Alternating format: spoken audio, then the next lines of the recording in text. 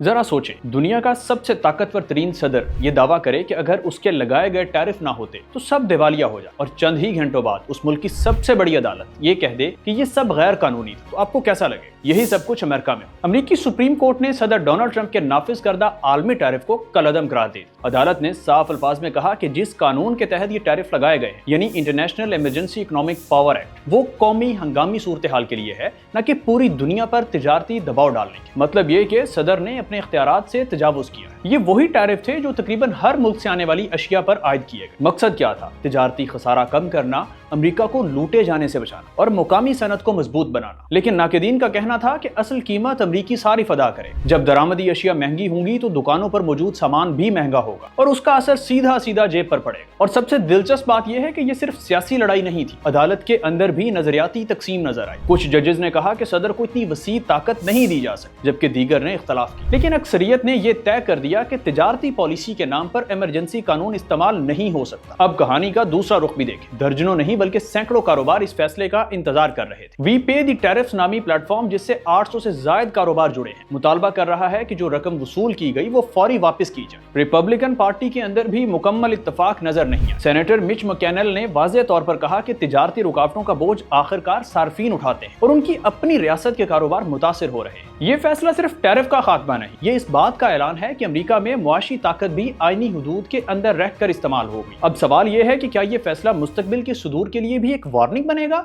या फिर अगला सियासी मार्का इसी इशू पर लड़ा जाए।